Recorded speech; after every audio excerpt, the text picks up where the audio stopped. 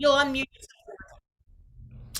Hello and good evening. Thank you so much for joining us for the very first night of the IACT IMDHA Presenter Series. Of course, you know HypnoExpo 2022 is coming up May 13th, 14th, and 15th in Orlando, live and in person. We'll get to see each other face to face, and I can hardly wait. We are back.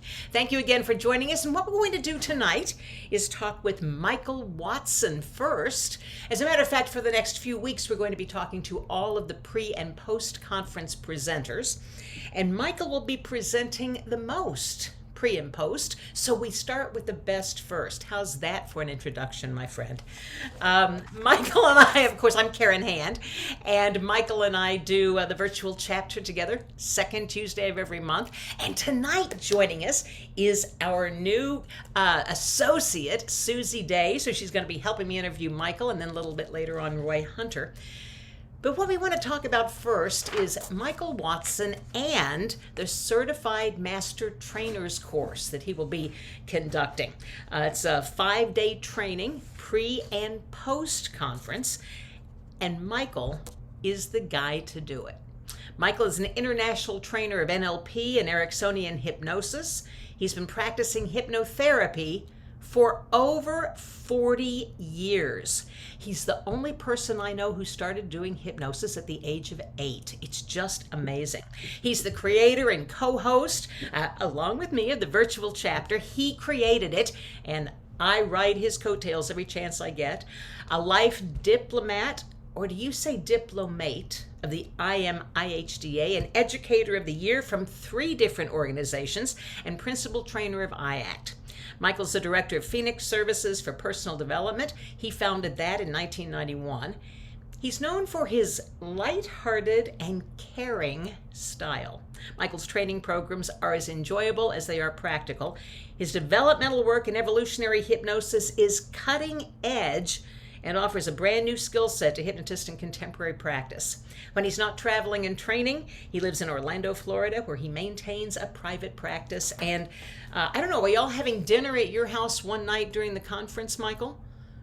Oh, maybe I sprung that on him and he wasn't quite ready for that for that question, or he just walked out on us. Maybe we're not all invited over to the Yeah, pool I during was the conference. I don't know. What I want to say first is not only has Michael been a dear friend to me and a mentor and helped me with my practice. Michael's the first person who taught me about being a virtual hypnotist long before this nasty pandemic hit. And I was seeing clients all over the world on Zoom thanks to Michael Watson. He taught that to me. And if you haven't taken the virtual trainer from him, it's something you got to take. It's really important. COVID came along, and boy, did the industry change. Thanks to Michael, I was ready. But Michael, not only did this COVID pandemic change hypnosis and seeing clients, but it changed training too, did it not? Now you're going to train master trainers. So what has COVID done? wow. Well, COVID has done everything, hasn't it?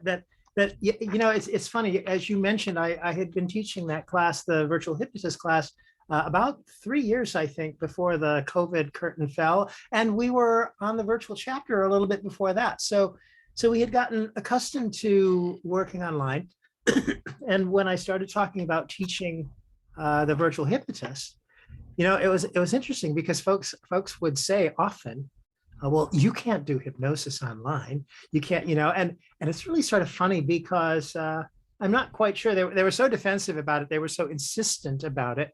And so in any case, I just thought, well, when people say to me they can't do something, it just suggests to me that they haven't figured out how to yet.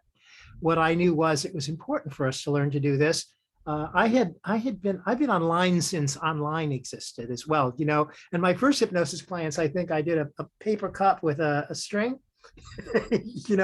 I've been connected for a long time. And what I remember is when we first got online, it was in what do I want to say, jump and jack flash style Usenet news groups. It was just text. And Roy Hunter, by the way, who's on here with us tonight, Roy Hunter was also in that online group. And one of the first things we got curious about was, can you type hypnosis? You know, and so I've always been interested in what other ways can you do this? So, you know, so I'm working on doing hypnosis online while people are insisting that it isn't possible. Then the COVID curtain, and by the way, I filled up classes with people, you know, that wanted to learn how to do that. Then COVID. And all of a sudden, those very people who were telling me that you can't do hypnosis online were now calling to ask me how. It was, you know, it was amazing. So there was that shift, you know, to electronic hypnosis, and I'm really curious about what's going to happen next. You know, because now necessity being the mother of invention, we all figured out how to do this. And it's what's happening. So many people that I know closed their offices entirely. And when it comes to the training industry in particular, everybody's taken classes on Zoom somewhere in the last 2 years. Everybody in the universe, I think, you know, practically. And people have discovered, people that offer trainings have discovered something that is the great secret for the entrepreneurial class, and that is, you want to have a business, you just need an internet connection and a bunch of willing friends to talk on a seminar, and you too can have a convention online. You know, and I get calls all the time from people who are like, will you be on our, you know, will you be on our convention? And what I'm finding out is, you didn't used to be able to do a conference, but now there is no venue fee. There's no traveling, there's no staying in hotels. More and more people are, you know, are available for that sort of thing. Except right about now, my experience has been, people are really hungry to get back together. Finally, you know, it's like we've had enough of this isolation, and this isn't quite isolating. You know, I feel like I'm here, you know, with you guys, you know, pretty well. But you know, I'd rather be able to, you know, reach out and touch you, you know, or you know, or whatever is the appropriate thing to do. So every once in a while, I get a student in the class that I'd like to be able to shake them just a little bit, and you know, and yet they're on the other side of the internet. So we're looking forward to getting back live together, and you know, this is one more shift in just this whole evolution of hypnosis over the course of the last 40 years or so. Well, and the lovely thing about you teaching this certified master trainer course is you do know how to do it all in person, over the phone, online, and you're going to be adding all of that information to the certified master trainer course. I don't even think I said the date yet, Michael. 5 days of training. It'll be May 10th through 12th. That's Tuesday through Thursday. And then May 16th and 17th, that's the Monday and Tuesday after the conference. And in those 5 days, you'll be doing both experiential and in-person work, but talking about how to do it online and how to pivot and evolve. Will you not? Yes, absolutely. It's, you know, and it's going to be a great class though, because again, we do have this chance now to be in the same room. Hopefully, everybody that comes to this will already, well, if they certainly heard about it here, they've been online. You know, they've been online with us at the chapter at least, or here for the presenter series. But not only it's not only the online, it is to me, and I don't mean to bump the topic too much, but to me, what I'm interested in people discovering is that we learned hypnosis a while back, some of us, from, you know, from really old models. And unless we've had our head out of the stand and really been looking, the world has changed in some amazing ways. And the way that we receive services today, for instance, or the way that they are delivered is entirely different. You know, it used to be, you know, the hypnotist is the authority. Remember, I always joke about that guy with the, you know, trying to put ideas into somebody's head with, you know, powerful hypnotic suggestions, and that's the imaginary statue out in front of the invisible Hypnosis Hall of Fame. With the feigning woman and the strong man. Yeah, well, yeah, of course. You know, and now, you know, it isn't that we automatically yield to authority, which was a part of that old model. You know, the hypnotist said it, and of course the suggestion went in because he had authority. You know, the doctor didn't actually do an induction, but he, and it was a he back in those days as well, had authority, and whatever he said was what you just did and accepted. Now, people sort a little differently, and they're not quite the same when it comes to receiving services. So we had to change the nature of our relationships with our clients over the years. We've had to change and the way that we deliver our processes, rather than those authoritative commanding things. We're learning about things like indirect suggestion and metaphors and all of these other subtler ways of working. And it isn't so much, it seems in the old days, even though they came up with the word, they didn't really realize that a suggestion was a suggestion, because in fact it was treated as a hypnotic order. I'm going to tell you to do something in hypnosis, and you will no longer smoke, or whatever, whatever it was. So the industry is just a different thing. The world is a different place. And I think we've come to discover that everybody already has what they need. This is that great Virginia Satir model, that they really have what they need in order to be able to make the changes in their life that they want to. The task of hypnosis, I think, is to avail our clients of their own inner resources so that they can make the changes that they want, to empower them to be able to do that. The old model was simply that I'm the hypnotist, I have power, you will be different because I said so. And nothing empowering about that at all. So I'm just excited about the world that we're doing this in, today, and the way that it is. Yeah. So the CMT program, though, is a complete, is a complete curriculum. We have everything basically that people need in order to put up their own courses.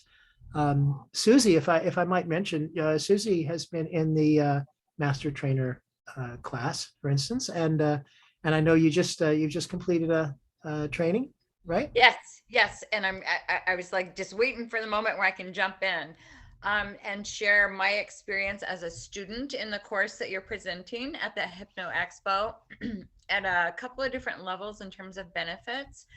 Was the flexibility that was provided and allowed and expanded upon and presented in terms of how the information could be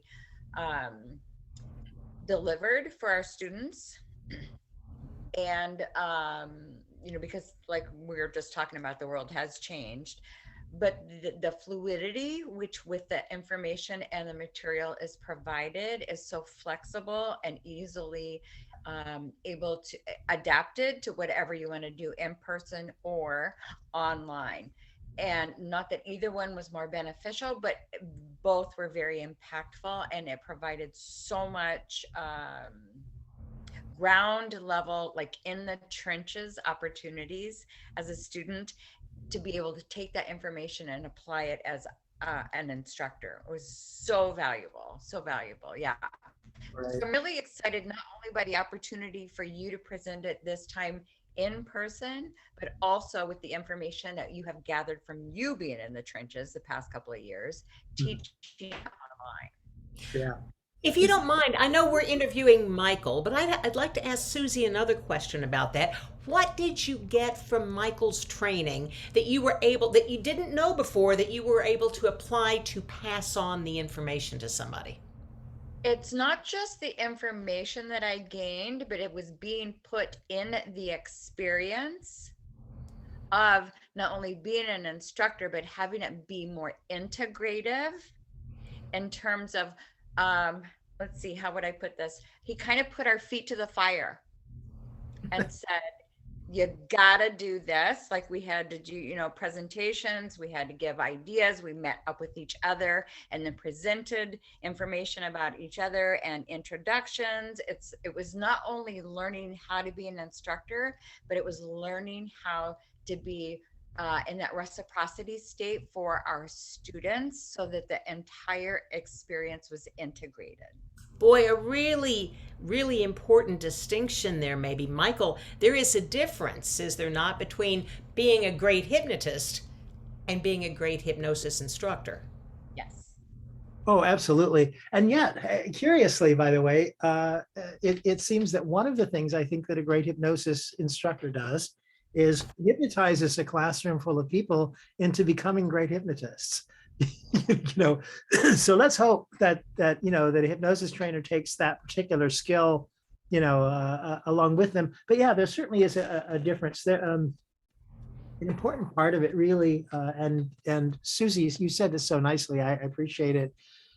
Is I think sometimes we lose track of the differences between training and teaching, and people get the idea I've got a whole lot of information, and I can get up in front of a room and I can say all this stuff to people and they will have heard the information, and because I said it and they heard it, they are now educated in it. And what I know is that training is what happens on the football field. Training is when you start running plays. Training is when you start pushing that big thing down the field, and actually getting your body in it. And it might be in training that we talk about it a little bit, but hopefully we do as much doing as we do talking about. And to me, being able to create experiences in a training class that allow people to experientially understand something that you're talking about, even when they may not yet have the words for it. That's like really deep learning to me. Are there specific things that make a good trainer? Well, first of all, I think they have to have skills as a practitioner. I think that they also really have to have a sense of purpose, about it. That there's some people who were looking through the back pages of the National Enquirer one day back in the 1970s, looking for a career, and they said, "Oh, hypnosis! I think I could do that, for a living, and make money." And then there are other people who really have this genuine sense of mission about doing something that's useful in the world and that makes a difference in the lives of people. To me, I don't know if that makes them a better trainer. I know that it makes them a trainer that I would enjoy being with more. That there really is that sense of what we are doing is important, and there's a good reason to do it. I think a good trainer has a commitment to high standards, and sometimes we go, well, I really would teach them the whole thing, but we've only got like a 6-hour class, so rather than thinking maybe we need to have a 2-day class or whatever it is going to take to deliver the whole thing. So IACT is the first. IACT and IMDHA together, of all of the different hypnosis organizations, they're the first one to adopt this 220-hour requirement, and it hadn't been heard before. Our industry had several schools that were certifying folks with 50 hours worth of training and stuff like that. So I think they need to have a commitment to those high standards as well, and not cut corners, so that they can just deliver a class easily, but really get down to it. A training can get well, yeah, that's all I really wanted to say. Is just to point out, IAC standards are important. They're important to us. I think a great trainer needs to have a commitment to their students. The cool thing is that I really dig what I do. In the sense that even though these last like 4 times we've done this trainer course online now, and I've got a screen full of people, but I really have a good sense of who those people are, and I really care about them. I get phone calls, I get emails and stuff of people with needing a little tweak here or a little help there with something, and we really want to keep that community going. And by the way, I think that that's something that a good trainer does, but I also think that as a community of trainers, one of the nice things about the CMT program is that we have an exclusive Facebook group, for example, where we can interact and share information with each other, and we're going to be having, from time to time, we're going to be having some online, just kind of extra freebie gathers together to update people about changes in the curriculum and things like that. And so to me, taking the CMT course isn't just about taking a course. It's about becoming a part of a community, and hopefully that community will continue to grow and really work together. I like the idea, by the way, after this is all over, to think that some of the students in my class might decide that, there's these particular areas that I'm really good at, and there's this other person that was in my class and they were really good at this other thing. And we might start putting together, training courses in hypnosis with multiple trainers, sharing weeks and each doing different parts of the information. Karen and I, of course, Karen, I'm about to say, and Karen, I wonder if you realize that my friend Karen Heron and I, did as far as I know, a couple of the first complete online certification trainings in hypnosis. And it was really wonderful to be able to do that with somebody else, because we're all different, we're all unique. I hope our students know that we don't want them to end up copying us, but we want them to sort of find their own thing. You know, Michael, you do so much. The virtual trainer, the stress guy, you do all of these different kinds of things, and certified master trainer and board certification and everything else. When someone leaves this particular course, the certified master trainer, what are they qualified to do? Are they qualified to do a course on stress management? Are they qualified to teach a full certification course? What are they qualified to do when they leave this course? Well, when you mentioned the stress management, by the way, and I might just, as an aside, mention that the stress management training is coming up this next weekend. As a matter of fact, not a couple of days from now, but a week and a couple of days from now. So if anybody's interested, Great, which is a great example of you can take your training and do it in a lot of different ways and a lot of different things. That's coming up this coming weekend, and people can still enroll in that, can they not, Michael? yeah. Anytime by about Wednesday of next week, they can still get in. So I would encourage them to do that quickly if they'd like to be a certified stress management consultant. But after this course, students will be qualified, first of all, to train students for certification in hypnosis. Of course, I mean that's why we're here. But I think they'll also be able to use confidence and some new skills that come from this to present public programs on a variety of topics, to do workshops. Maybe some of them have already been doing workshops and they've decided they want to expand it further and become a hypnosis training. But there are also some folks in this course who have never really taught anything. And we're gonna be covering how to put together programs and courses pretty easily. So they could do something on self-hypnosis. They could do a program on unstoppable confidence. I think that's kind of great. A program on goal setting. Although it won't be the same material as the stress management course, I suppose they could also do a program on stress if they have access to some good material or anything. Hopefully, we're going to give them a formula that they can use to put together a program in basically 4 easy steps. So it's one of my most exciting things about that program, I think.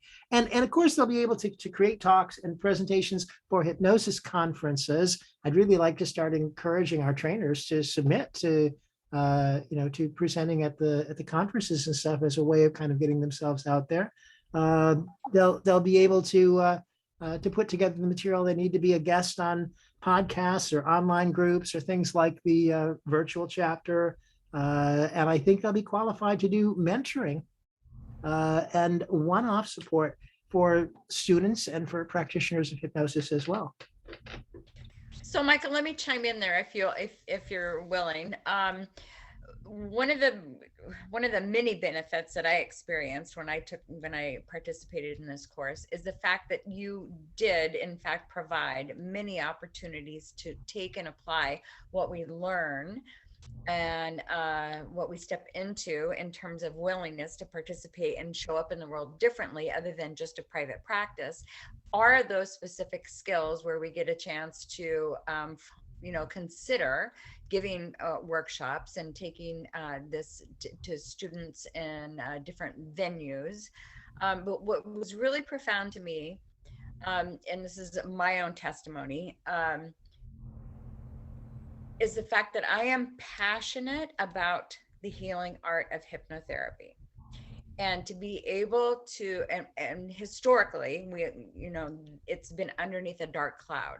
And I think that cloud is starting to clear, and anything that I could do to contribute to the clearing of that cloud in terms of helping people step into this profession and be trained and be, certified, which is a true bonus right there, through the program.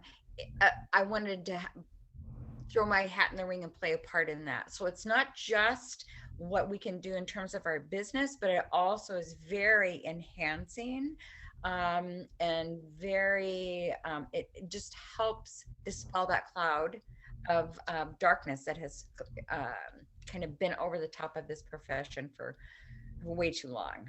So it provides more light and more energy and more awareness about the impacts that we have, the contribution that I'm able to make through the integrity of my devotion to this art, by certifying other students. It just perpetuates the exaltation of the credibility, which is what I really honor and celebrate. Nice. You know, a couple of years ago, I tried to, I have to admit, here's one of my disappointments, but it's not over yet, you know. I tried to start a thing called the Hypnosis Service League, or the Hypnotist Service League, with the idea that, hey, well, just now, for instance, we've had COVID. You know, there are the holidays, which are a particularly stressful time for people. There's certain, you know, places in the year, or in the lifespan of a community, where it's really kind of useful to have folks that can step up and provide support to the people. I'm trying to encourage every hypnotist, to do at least 2 pro bono sessions a month, because there's some folks. Well, some hypnotists are out there really looking for how to get high-end clients, and you can take seminars about that, and you can get all of the great high-end clients in the world. But there's some people that really need what it is that hypnotists have to offer, and don't have access to those services. So I really like to encourage trainers to sort of give it back, you know, and start being a part of their community. I think that pays off really well, in a variety of ways. And one of them is just in our own sense of satisfaction about what we do. You know, the best cure for depression, if anybody's depressed out there, hear me on this, go work in a soup kitchen. You know, the idea about finding some way to do something that you recognize as being useful and helpful in the world, gives you a lot of meaning in your life. We're all doing this, I think, because we're passionate. But I think one of the things you're saying is paying the passion forward is a very important part of what we do, right? Offering people the wherewithal. I've heard, Michael, and I've seen on, on hypnosis forums quite a lot, people who've taken a certification course of some sort, some kind of training. And the number one question seems to be, can anyone tell me how to start? Does anyone have an outline for how they're teaching this? Can someone help me put this together? Please tell me. I'm like a defense attorney. I never ask a question I don't know the answer to already. Please tell me that you offer something that allows people to put that whole thing together. So when they leave, they've got a plan. Yes, absolutely. You know, and there is important thing is so often missed, as you're right, in all of the classes. We're really going to support our trainers, of course, in getting their training business started, but we also want to make sure that in the material that they offer to hypnotists, that they really have just that. They've got information for those new hypnotists about what to do next. You know, it's you know, certainly an important thing. There is something I want to say. I'm kind of being sensitive to the time, just because I realize how fast it goes, man, when we're, you know, when we're on here. I want to make sure that people understand, in this 5-day training course, it is not a hypnosis certification. You know, every once in a while, there are some people who, like, you know, I took a hypnosis course a while back, but I really didn't get any good at it. I haven't had any clients or anything. You know, and I've been a hypnotist now for 6 or 7 years, but haven't really done any work in it. So I've decided that since it isn't working for me as a hypnotist, I should become a trainer. Right. And then they sign up for the class, because they think that that's the next step. You know, we really want, first of all, there's a prerequisite that people have to have been in practice for 2 years before they can, you know, take this class. We're not going to teach them how to do hypnosis, because hopefully they already know how to do that they've learned this in a training course. But there are certain techniques, on the other hand, that we will teach them that they've never seen before. because as we were saying earlier, the field has changed. There's all kind of new stuff out there, new ways of operating. So we want to make sure that anything that might have been left out of a standard curriculum, say 5 years ago or 10 years ago, gets included in this one. And many of those are these kind of evolutionary hypnosis, client-driven processes that anybody that's been like on the chapter with us, of course, has heard us talk about it from time to time. And but basically, there's a new paradigm for working in hypnosis, and we want to be sure that the cutting edge skills are available through our trainers to their students going forward. I believe I've heard you mention it, but I want to make sure because marketing, getting the information out, promotion, big bugaboos for a lot of hypnotists. Will you have some ideas for how to let people know that there is a certification training course available? Oh, absolutely, absolutely. And like I said, there's that we're really going to give them a detailed set of instructions about how to get the word out, how to develop your material, how to, in fact, how to even create unique curriculums. By the way, everybody's going to have their own. We have guidelines. Our curriculum isn't, and this is another nice thing. If people are looking for this, you got to know about this. There used to be a way of teaching this hypnosis certificate training course where here's the manual, begin on page 1 and say these things. And so actually back in the day, the trainer's manual was literally a script for for the entire course. That really kind of frightens me because as I think about hypnosis and what it is that really makes it work, is it has to do with powerful ways of relating to other people. Hypnosis is a powerful relationship, and in fact, that was one of Milton Erickson's definitions of hypnosis. He said hypnosis is a relationship. I think that's absolutely correct, and it's one of the things, Karen, that you do so wisely and so well.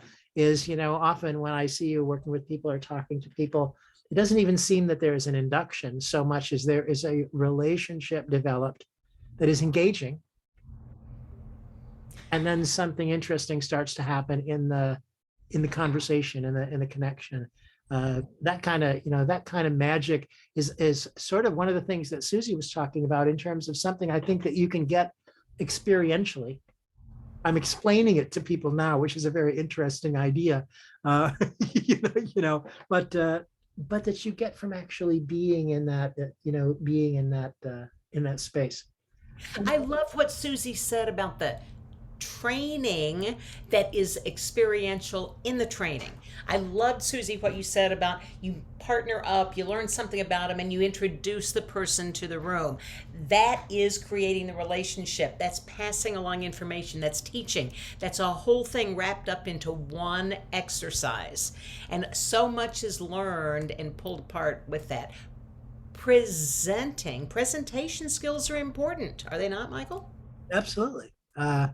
They are well, they're absolutely important, and that's so we're going to do a lot of exercises. That's one of the nice things about this, and people are going to have a chance in a real non-threatening way to to sort of assimilate this. Susie might remember an exercise that we did where basically we had 4 people do one presentation, and everybody had their little quarter of it, their little piece of it. But it wasn't, but so being a part of a team, it was a whole lot easier. You didn't have to stand in front of the room by yourself. And then once you got comfortable with that, what's happening, at least what's going to happen in this training is there will be another presentation with 2 people. And by the way, for trainers, if you haven't ever trained with another person, that's a really interesting thing. And I think a very, very special skill. As I mentioned, I got to do that with Karen, and that was great, great fun and really rich and rewarding. And I was trained, some people know Stephen Connie Ray Andreas, who were a really early, NLP training institute in Colorado. In fact, they're the folks that sort of authored all those early NLP books or edited them from Bandler and Grinder. And I tell you what, I remember that it was just magic watching these two people and, doing a presentation in front of me, finishing each other's sentences and, creating such a rich training environment that I'm really looking forward to the opportunity that this training, especially being live and being in the room, affords us to do some interesting things like that, and to really help people integrate those skills and abilities. The emphasis here is you are a certified master trainer. You're a certified master trainer. That means you can certify people in hypnosis, you can do workshops, you can collaborate with other people, and collaboration is, boy, a great way to do it. You bring two people's lists together and you double the fun on a Friday night. Susie, I didn't mean to interrupt or jump in on you. No, that's fine. I was just going to elaborate on the fact of the community that is built and the expansion possibility with the collaboration of your classmates. It strikes me as even more powerful since this time it's going to be in person. So there's an opportunity to build that community, which is so important. Mhm. And I do believe I'll need a booster shot on because we've missed out on that in terms the past couple of years. But I think that it sounds as if there is such an opportunity to build that collaborative community with your classmates. Yeah. Is that what you provide there? Yeah, that's really right. And as a part of that collaboration, by the way, I've got a project underway. I don't want to make an official announcement because I don't want to sound like I'm selling this, because it is not yet for sale, in fact. But it's a look forward to what's coming through the CMT community. Is that, as I mentioned, there will be some things in this training that some students in it have not heard of before. Some techniques that maybe weren't in your original training somewhere, and that's not at all surprising. We've all had different courses and exposure to different people. So what I'd like to do, and have been waiting for COVID to finally make that possible, I've turned my office, my therapy office, into a recording studio, green screen walls, and and the whole works. Because what I intend to do is to get recordings of every single technique and process that's in the training, so that afterwards, if there's certain things that somebody who's taken the class discovers that, hey, I don't really know how to do that, that the first place that they can go is to some exclusive videos available only to master trainers, and to be able to see a demonstration of it. We'll just put the best, just the ones that work, up. But yeah, so there will be plenty of examples and support for them after the fact. And then, of course, through the community, through the Facebook group, or through contact with me, if they need further clarification about any of those stuff, that support is always there. And that's to me the exciting thing about it, is becoming a part of a new community. As you said, the time goes by really fast, and we do have just about 5 minutes left. So I just wanted to say that in case anyone's got any questions, please unmute yourself and ask the question. And Jennifer, it just looks like you are ready to ask something. That's why I just saw you. Okay, if not, I don't mean to pressure. But if you want to type it in the chat room or unmute yourself, you can definitely ask the question now before we lose him. Oh my God, you're going to lose me? That's what I was going to think. Oh my God, we can't lose Michael. I've been lost before. Go ahead, Jennifer. I didn't mean to pressure you, but thanks for jumping in. No, that's okay. I'm just here for support. I'm not educated enough or in the business long enough to take this course, but I wanted to hear about it and hear about what you're doing. I would love to do this in the future, so I just thought I'd log on. Yeah. And it sounds really terrific. I think applause all around, because that's exactly what Michael was saying, was that sometimes you need the experience before you do this. And gosh, Jennifer, applause to you for doing that. I hope that we see you at the conference anyway, and we can powwow together. Yes. A giant thing of money plops in my lap and I can get on a plane and come over, I'll do it. There you go. We'll hope for that. It's St. Patrick's Day, so maybe that you'll get that pot of gold at the end of the rainbow today. There you go. Yeah. Michael, was there anything that you wanted to demonstrate or specifically highlight from the course in the couple of minutes that we have left? I know that I'm pushing you in it with not much time. Yeah. I'm also looking at my notes to make sure if there's something that I really needed to say, that it has been said, and I think I think we're pretty much there with that. I did mention earlier, well, here we are. Pardon me for looking at my notes. Well, I like to do this, but because I didn't have a PowerPoint.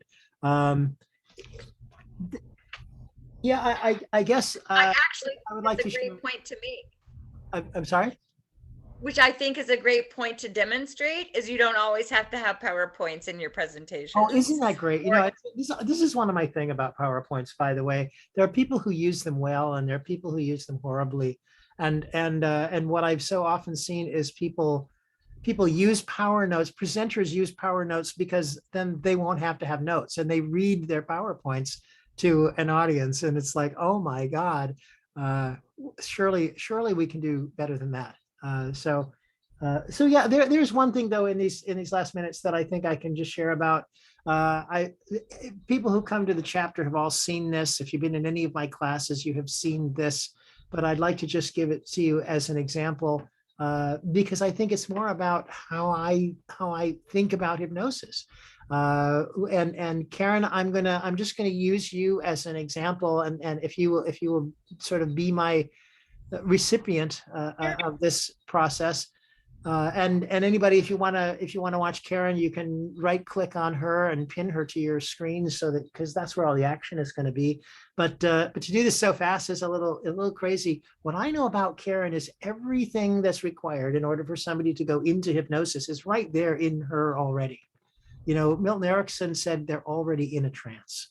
I think there's some truth to that when a person presents themselves to a hypnotist and says, "Do me," you know, right? That they're right, that they're already beginning to go somewhere. They have a set of expectations, and so when that's happening, I think if you just get quiet and give them a chance to do it, they can do it on their own. So one of the dimensions of trance that we often talk about as being a part of an aspect of trance is comfort and relaxation. And I know we could have a great academic discussion about whether relaxation is necessary or not. It's not my issue right now, but it's something that is useful and that enhances the experience and meets the expectations of clients. So if I were to ask you, Karen, to just kind of notice on a scale of 1 to 10, how comfortable and relaxed you are right now, just sitting here with me, what would you say? I am at a 5, Michael. You're at a 5, just kind of right out of the box, all by yourself, you're at a 5. And I didn't have to do anything to get you there, right? It's just where you start from. I'm very comfortable with you. Yeah. And would you like to find out how you could turn that 5 into a 6 or a 7 or maybe even an 8? Oh, yes. So just take a minute then, close your eyes and turn your attention inside. And notice your experience and recognize that by your own description, this is a 5 on that 1 to 10 scale. This is what a 5 is like. And you can begin to get just a little curious, can't you, about what would be involved in turning a 5 into a 6 or a 7 or an 8. What would happen next, and what would happen next, and just how might it proceed? And as you begin to consider that, let yourself explore, let yourself experiment, let yourself just find out what is it that you can begin to do now. It starts those changes to occur. Some people will tell you that it has something to do with the breathing. Or maybe somebody will tell you that it's about the way that you hold your muscles. I don't know which it is for you. Maybe it's both of those, maybe it's neither of those. Some people will say, Karen, that it has something to do with the stillness that you can experience between one thought and the next one. But as you begin to explore and discover how that 5 starts to change and shift, if you found a 6 already, you could just give us a nod as a way of letting us know. That's right. And maybe you even found a 7. And if that's the case, you can continue that nod. And maybe even you found an 8, in which case you can just go ahead again and give us a nod so that we can know that. And the lovely thing is, it wasn't the hypnotist that did that. all within you the ability to make those changes within yourself and to go to that level of relaxation whenever you want to. So I'm inviting you both consciously and unconsciously, Karen, to memorize that experience, knowing that you can go back there whenever you want to. And because you found your way there, I know also that you can find your way back. And so I'm just going to talk out here for a few minutes, and she really wants to stay there for a little while longer, and that's all right. But sooner or later, when she knows that it's time, you can make a little shift, whatever adjustments are necessary. That's right, and open her eyes and come back and join us in the room. And the reason that I picked that to demonstrate the one thing that I want people to know is somehow I think many of us have got the idea that to be a great hypnotist, we somehow or another have to be the one that does the magic. Everything changed for me in my practice of hypnosis the day that I realized that the magic was happening on the other side of the loop. You know, that my job really was to create a space in which that wonderful miracle of emergence and personal evolution could take place. And that thing that my client wants to manifest in their life, they know more about than I do. And those inner workings can begin with me simply creating a place where it can happen. So that's a little bit about what I think about hypnosis. There's so much more I could say, but we certainly need more time in order to do that. That's a wonderful space, Michael, and a wonderful demonstration. I appreciate that. And I see everybody in the room too, appreciating. And I wish we had more time. It always goes too fast, but unfortunately, we are out of time. And I just want to remind you that the Certified Master Trainer course with Michael Watson will be in Orlando, May 10th through 12th. That's Tuesday through Thursday before the conference. May 16th and 17th, Monday and Tuesday after the conference. And after that 5-day training, you will be a certified master trainer. One last thing that I have got to say, and if you sign up for that course, you get to take 50% off of the conference registration fee. So if you take the Master Trainer training, 50% off of your conference fee. Please remember that, and should have mentioned it earlier. That's pretty amazing. That's quite a deal. You're not going to get a better one. See you at the HypnoExpo, May 13th through 15th, and go a couple of days extra for Mike, a couple of days extra, and stay a couple of days longer. It's Orlando. Stay for the Certified Master Trainer course. We'll see you very soon. Can't wait to see everybody in person. Thanks for joining us tonight. Thank you, Susie, very much for joining in. Thanks, everyone.